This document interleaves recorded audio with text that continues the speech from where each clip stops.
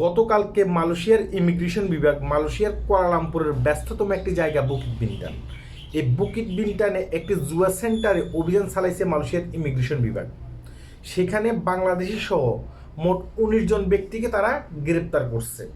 এখন কথাটা হয়েছে যে বাংলাদেশি 12 জন সহ 19 জন ব্যক্তিকে গ্রেপ্তার করছে। সেই 19 জন ব্যক্তি তারা কি মালয়েশিয়ান ছিল? না, তারা মালয়েশিয়ান ছিল না, তারা ছিল বিদেশি। মানে 12 জন ছিল বাংলাদেশি আর 7 জন ছিল অন্যান্য দেশের। তারা মোট 19 জন ব্যক্তি ছিল। 19 জন ব্যক্তিকে যাচাই বাছাই করার পরে তাদেরকে আটক করছে। বলা হচ্ছে যে তাদের কোনো কাগজপত্র ছিল না এবং তারা এই অনলাইন জুয়ার সাথে জড়িত আছে। তারা কি করে, বাইরে থেকে গ্রাহককে ধরে এনে তাদের এখানে জুয়া খেলার জন্য উৎসাহ দিত। আর 1 মাস পর্যন্ত ইমিগ্রেশন বিভাগ এটাকে কিন্তু পর্যবেক্ষণে রাখছে। তারা এখানে দেখছে বিষয়টা, তারপরে 1 মাস পর সেখানে অভিযান চালাইছে। দেখেন, এখন আমার কথাটা হচ্ছে যে আমি আমার আগের ভিডিওগুলোতে বলতাম, এই যে বাংলাদেশি সহ মোট 19 জন ব্যক্তি, বাংলাদেশি যে ব্যক্তিগুলো আছে, আপনি কি মনে করেন এই বাংলাদেশি ব্যক্তিগুলো তারা কি সেখানে ব্যবসা খুলে বসছে? হ্যাঁ, বসতেও পারে, কিন্তু বেশিরভাগই কিন্তু তারা ব্যবসা খুলে এভাবে বসে না।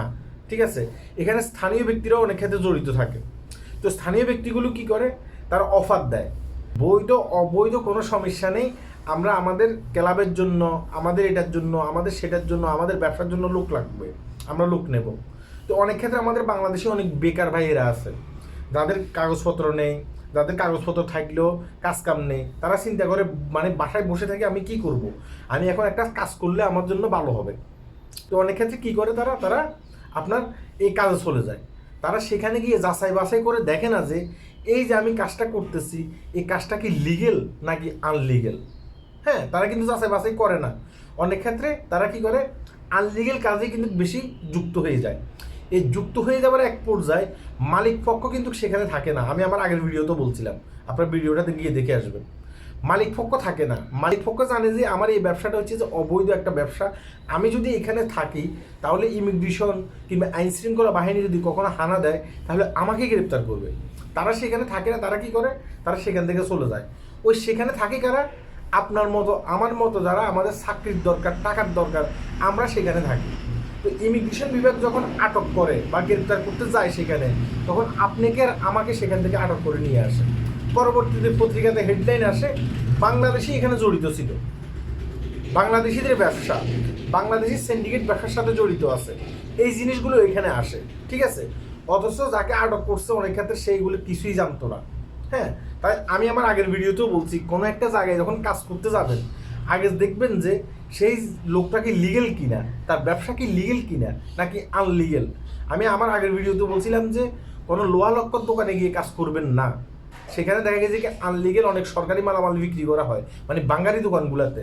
দেখা গেছে কি কোনো একটা ইট বাতাতে গিয়ে কাজ করবেন না, যেখানে দেখা গেছে কি সরকারি অনুমোদন ছাড়া তারা কি করে, ইট বাটা তৈরি করছে। হ্যাঁ, তারপর দেখা গেছে কি আপনার খাল থেকে থেকে ডিজার দিয়ে বালু উঠানো, সেই জায়গায় গিয়ে কাজ করবেন না। কাজ করার আগে চিন্তা করবেন এই লোকটাকে বৈধভাবে বালু উঠাইতেছে না অবৈধভাবে বালু উঠাইতেছে, চিন্তা করবেন। কোনো একটা জায়গায় কাজ করতে গেলে আগে সেটা চিন্তা করবেন এখানে অবৈধ মালামাল কি রাখা আছে কিনা, এগুলো চিন্তা করবেন। মালিক পক্ষ দেখা গেছে কি সেখানে থাকে না। যখন ইমিগ্রেশন অভিযান চালাবে, আইন শৃঙ্খলা বাহিনী অভিযান চালাবে, প্রথমে আপনাকে ধরবে।